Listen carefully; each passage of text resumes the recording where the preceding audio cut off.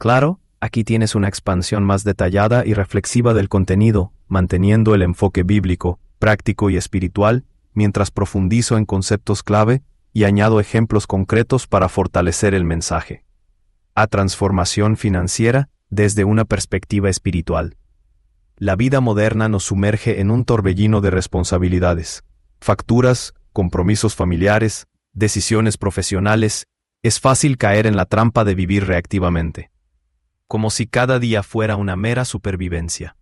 Pero ¿qué sucede cuando detenemos ese ciclo para preguntarnos, ¿estoy manejando mi dinero o el dinero me está manejando a mí? Hace años, esa pregunta me golpeó con fuerza. Vivía al día, sin ahorros ni metas claras. Envidiaba a quienes parecían tener estabilidad financiera, pero no entendía por qué yo no lograba avanzar. Mi despertar llegó de forma inesperada, una lectura bíblica que con el tiempo redefinió mi relación con el dinero.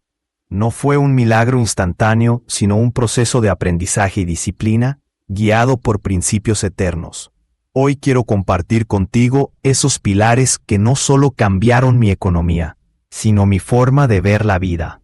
Principio 1. El amor al dinero versus el uso sabio del dinero. 1 Timoteo 6:10. No condena al dinero, sino al amor desmedido por él. Este versículo revela una verdad profunda: el dinero en sí no es malo, pero cuando se convierte en nuestro centro, distorsiona prioridades y genera esclavitud. Piensa en ello como en el fuego, puede calentar un hogar o quemarlo todo. Ejemplo práctico, muchos caen en el ciclo de gastar todo lo que ganan, impulsados por la presión social o el consumismo. Pero la Biblia nos invita a una mentalidad diferente. En Proverbios 6:6-8, las hormigas son modelos de planificación. Sin necesidad de supervisión, almacenan comida en verano para el invierno. Aplicado a nuestras finanzas, esto significa ahorrar sistemáticamente, incluso si es poco al principio. Invertir con sabiduría, buscando crecimiento a largo plazo. Dar con generosidad, reconociendo que el dinero es una bendición para compartir. La regla 10-10-80 que mencioné antes no es solo un truco contable, es una disciplina espiritual.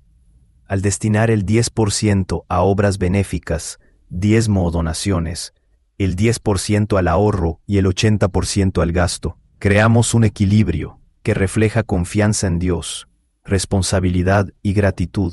Para mí, esta práctica transformó mi ansiedad en paz.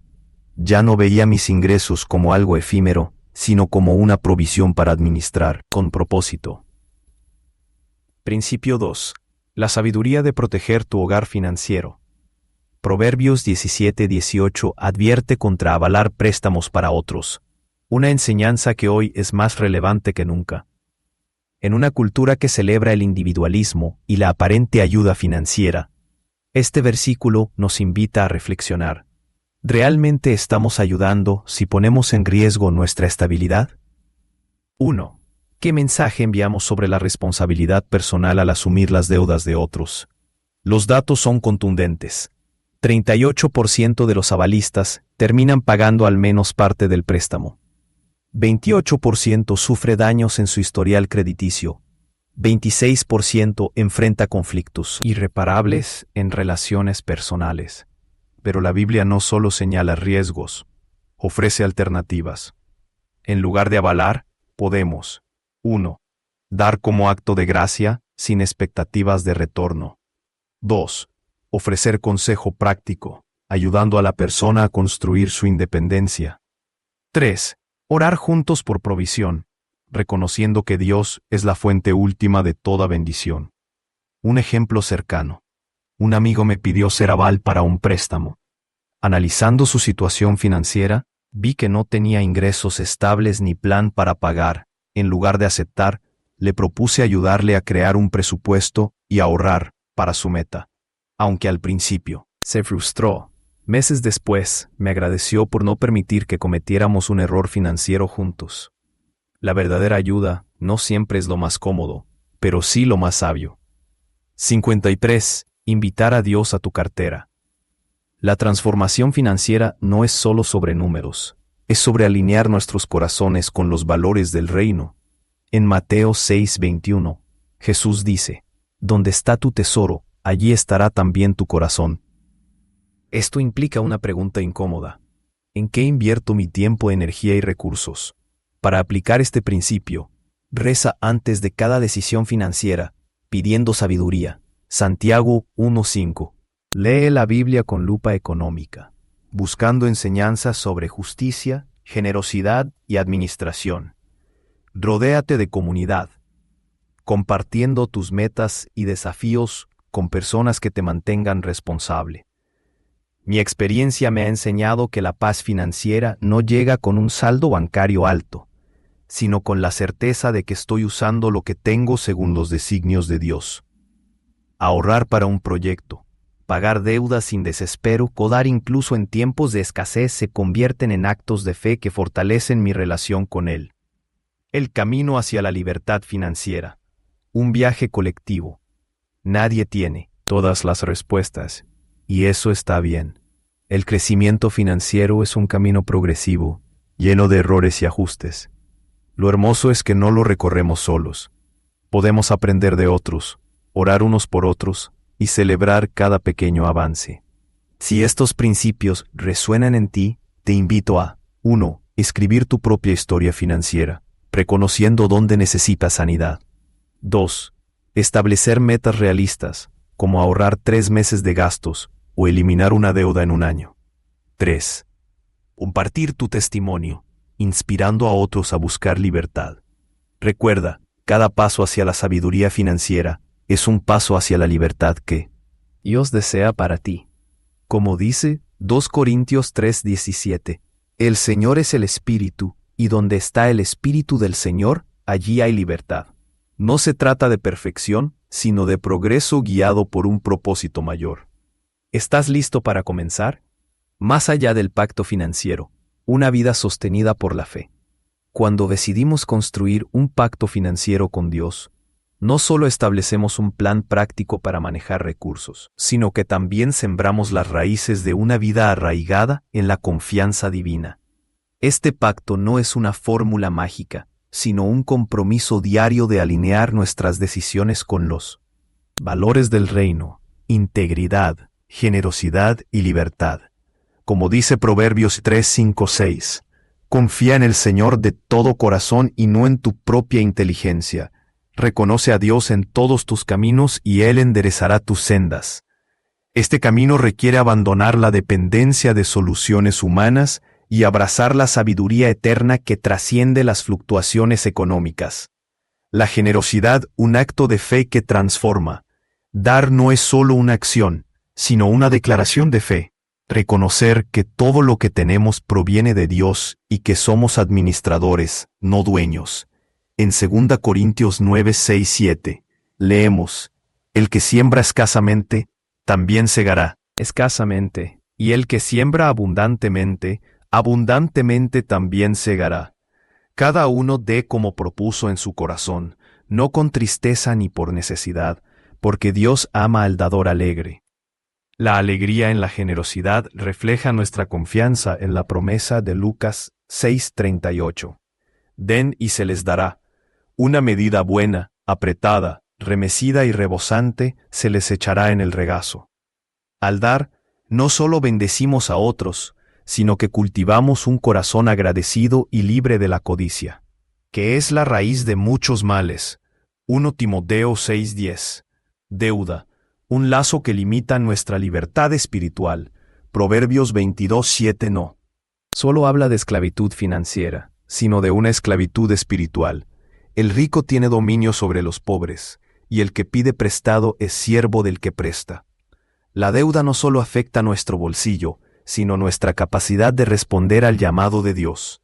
Imagina que Dios te invita a un proyecto misionero, pero tus obligaciones financieras te atan a un trabajo que consume tu tiempo y energía. La libertad financiera no es un lujo, es un mandato para vivir plenamente la vocación divina, la disciplina del ahorro, una parábola moderna. El hábito de ahorrar no es avaricia, sino sabiduría. En la parábola de los talentos, Mateo 25:14-30, los siervos fieles invirtieron lo recibido multiplicándolo. Ahorrar no es enterrar talentos, sino prepararnos para oportunidades futuras. El ahorro es un acto de fe en Dios, quien nos enseña a planificar con prudencia, como el agricultor que siembra en invierno confiando en la cosecha de verano. Además, ahorra para tiempos de escasez, como Ruth y Noemí, quienes experimentaron la provisión de Dios en medio de la hambruna cuando siguieron su voluntad. Ruth 1:6-7. Evitar confirmar, protegiendo tu llamado. Ayudar a otros es un mandamiento, pero no a costa de sacrificar nuestra estabilidad. Está vinculada a la obediencia. Cuando priorizamos el reino de Dios, Mateo 6:33, Él asegura cubrir nuestras necesidades. Pero esto requiere paciencia, como en la historia de Elías, quien fue alimentado por cuervos en el desierto, 1 Reyes 17:2-6, antes de ver el milagro mayor. Nuestra fe no se mide por la rapidez de la respuesta, sino por nuestra disposición a esperar en Él. Un legado que trasciende lo material. Al final, nuestras finanzas no definen nuestra herencia espiritual. Lo que dejamos no es lo que acumulamos, sino cómo invertimos en vidas. En Mateo 6:19-21, Jesús instruye, no os hagáis. Está vinculada a la obediencia. Cuando priorizamos el reino de Dios, Mateo 6:33, Él asegura cubrir nuestras necesidades. Pero esto requiere paciencia. Como en la historia de Elías, quien fue alimentado por cuervos en el desierto, Primera de Reyes 17:2-6, antes de ver el milagro mayor. Nuestra fe no se mide por la rapidez de la respuesta, sino por nuestra disposición a esperar en Él. Un legado que trasciende lo material. Al final, nuestras finanzas no definen nuestra herencia espiritual. Lo que dejamos no es lo que acumulamos, sino cómo invertimos en vidas. En Mateo 6:19-21, Jesús instruye, no os hagáis tesoros en la tierra, donde la polilla y la herrumbre corrompen, y donde ladrones minan y hurtan, sino haceos tesoros en el cielo, porque donde esté vuestro tesoro, allí estará también vuestro corazón. Un pacto financiero con Dios no busca riquezas terrenales, sino edificar su reino, sembrando en educación, sanidad, justicia social y evangelización. Un llamado a la acción. Tu historia puede inspirar. Si hoy te sientes llamado a renovar tu relación con el dinero bajo la guía de Dios, recuerda que cada paso pequeño cuenta. Comienza con un plan de presupuesto basado en principios bíblicos, dedica tiempo a orar por sabiduría financiera, Santiago 1:5, y busca comunidades de creyentes que te sostengan en este camino. Hashtags como Libertad Financiera con Fe o Mayordomía Bíblica pueden conectar con otros en la misma búsqueda. Y si deseas profundizar, mi guía completa, Construyendo un Pacto Financiero con Dios, te guiará paso a paso, con testimonios reales de personas que saldaron deudas de miles de dólares en meses, no años, al aplicar estos principios. Uno de ellos, un médico que perdonó una deuda médica a un paciente, fue luego bendecido con una donación anónima para su clínica. Otro, una madre soltera, logró pagar su hipoteca al priorizar diezmos y ofrendas incluso en tiempos difíciles. En resumen, un pacto financiero con Dios no es una receta para la prosperidad, sino un viaje hacia la libertad interior.